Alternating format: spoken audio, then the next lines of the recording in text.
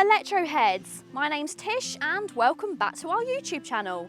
In today's video we're going to be reviewing something which I've affectionately nicknamed the big purple one. It's always fun to remember special times. This is the Audi Q4 E Tron, and in today's video we're going to be looking at it into a bit more detail, working out the different battery sizes and the different packs that you can get, and seeing whether this really does work out as the best value all-electric family car. So if that sounds good, then please keep watching. And if you like new car reviews and electric content, then please make sure you subscribe to the YouTube channel. Okay, let's get into it. It comes in three variations. The 35, which gets a modest 212 miles of range and starts from £40,610. The 40 and the 50 versions improve that range to over 300 miles and will cost in excess of £44,000. Unlike the Skoda Enyaq, no versions gain access to the current UK government grant. However, at just under £41,000, it seems a reasonable entry price for a luxury electric SUV. Unlike some electric cars that blend in with the rest of the lineup, the Audi Q4 E Tron is proud to wear its badge. They want you to know this is the electric car, and there's no ignoring this massive front chrome grille. Trim levels range from the Sport and go through S-Line, Edition 1 and Vorsprung. While its entry-level model, the Sport, comes with pretty much everything you'd need, with features such as 19-inch alloys, LED front and rear lights, 3-zone climate, electric boot lid and 3D mapping. If you wanted to go all out and get things like matrix headlights, an augmented reality head-up display and Sonos sound system, you'd need to upgrade to the posher Vorsprung. But beware, the Vorsprung has big and bling 21-inch alloy wheels, which cut the range and will cost you just shy of £54,000, even on the smallest battery model. Standing next to it here, it's hard to believe that this is Audi's small family electric car. It feels absolutely massive, but then again, I guess that's what you want from a family car.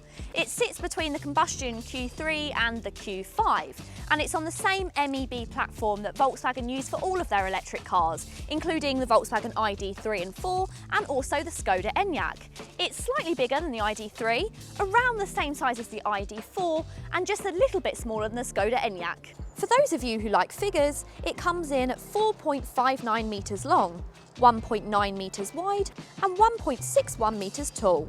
All versions of the Q4 E Tron get an electric tailgate, which is great to see. Plus, inside here you'll find 420 litres of boot space, which is really good. And it's pretty practical as well, because if you opt for the variable boot floor, there's a flat loading bay, which means getting suitcases in and out is very simple. Talking of suitcases, the Audi Q4 E Tron will hold up to 9 carry-ons, which is quite impressive. Underneath this boot floor, you'll see some extra storage space for your cables, or take your cables away and you can have some extra boot space. However, not everything is brilliant in this boot. It does feel just a little bit cheap. There are nicer equivalent vehicles on the market. With this parcel shelf, it just feels a little old-fashioned. Collapse those rear seats down and space grows to 1,490 litres. When looking at the styling, there's things that I love and then things that I'm not so keen on. Let's start with the negatives first. It's quite a cumbersome looking vehicle. It's very rectangular but rounded. I don't really think it's at all elegant. I also don't really like this chrome and darker style chrome, almost plasticky looking feel at the front. I just think it cheapens what is otherwise a very nice car from the front with this chrome grille. Now here's the thing I do love, and that's the lights. How cool are those? They are fully equipped LED as standard. The driver can also switch between 4 digital light signatures at any time. Each of them generates its own theme, a personal touch. If you agree with me that the Audi Q4 E Tron looks a little cumbersome, and you would prefer style over practicality, then perhaps this could be for you. This is the all-new Sportback version of the Audi Q4 E Tron. It has that coupe style and looks much sleeker and more trendy, I guess. If, like me, you favour a coupe SUV, then the Q4 E Tron is now available to order as a Sportback. Surprisingly, the Sportback actually has 15 litres more boot space than the regular car, but does cost more from standard. absolutely love the interior of the Audi Q4 E Tron, especially in this S-Line trim. It feels really high quality and quite futuristic, which is exactly what I want from an electric car. This is what the BMW iX3 was missing. I really love this hexagonal steering wheel with the flat bottom. Now you do have to pay a little bit extra to get the flat bottom steering wheel, but I think it's well worth it. Everything feels really high quality as well. You've got a nice bit of brushed aluminium, this gloss kind of plastic. I'd rather they didn't use plastic, but I do think it looks quite nice in the cabin. My only gripe is this centre console. I don't particularly like it, and I also don't like that it's finished in gloss black. So when you put your fingers all over it, which of course you're going to because you touch this area all the time, it very quickly gets fingerprints on it. Something else I love though, and that's this volume button. When I first saw it, I thought it was a little bit of a gimmick. So you run your finger around to turn it up and to turn it down. And actually, it's really great fun. It's quite interactive whilst you're driving, and you can do it without looking. Entry-level sport model gets satellite navigation, virtual cockpit, folding mirrors, and all the things you'd expect, like Bluetooth, DAB radio, and Apple CarPlay and Android Auto. It's a shame that a car this size doesn't get a rear camera as standard. You'll need to add the comfort and sound pack worth £1,295 or opt for the top spec Vorsprung. Talking of the Vorsprung, this top spec model gets a 10-speaker Sonos sound system, a panoramic sunroof and augmented reality head-up display. Both the 40 and the 50 version of the Q4 E Tron get 125 kilowatt charging capabilities. So if you find a rapid charger on the go, you can get from 0 to 80% in just 34 minutes. The entry-level 35 only accepts 100 kilowatt charging, but because the battery is smaller, it takes around the same amount of time. Now from your at-home wall box, around a 7 kilowatt, it's going to take about 12 hours.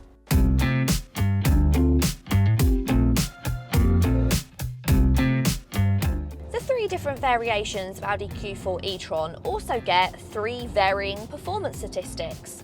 The entry-level 35 car is rear-wheel drive only, gets 168 brake horsepower paired together with 310 Nm of torque, and that will propel you from 0 to 62 in around 9 seconds. It will feel slower than the equivalent 2-litre diesel Q5 for instance. However, because the electric is instant, that means that around town it feels a lot nippier than those cars. It's not really a car that you're going to want to use on the motorway or for long journeys, especially with its 212-mile range. But around town, it's perfectly adequate. But I still don't think it's the best one available.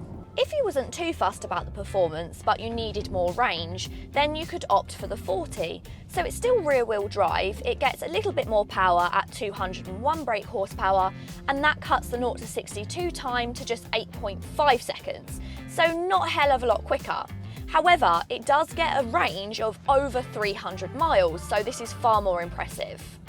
If it's power that you're after, the top of the range 50 gets a dual motor and 4-wheel drive, hiking its power to 295 brake horsepower paired together with 460 Nm of torque, and that will propel the Q4 from 0 to 62 in just 6.6 seconds. The Q4 comes fitted with augmented reality head-up display, and it's really impressive.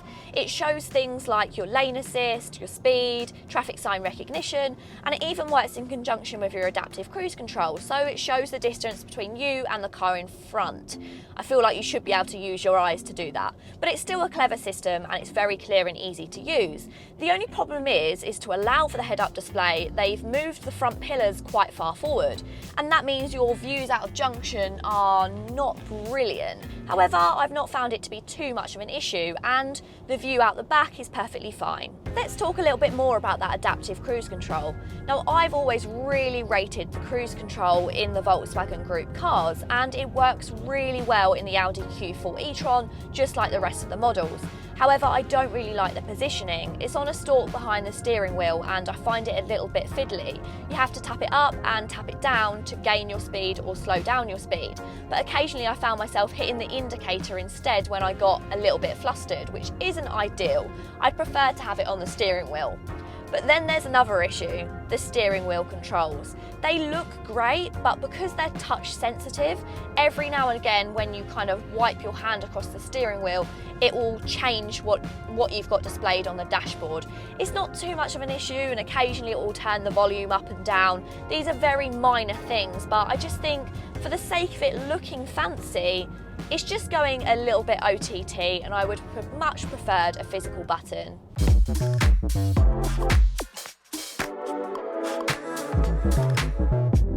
Because there's no noisy engine and the Audi is very well insulated, it means that it's really quiet and calm on the roads.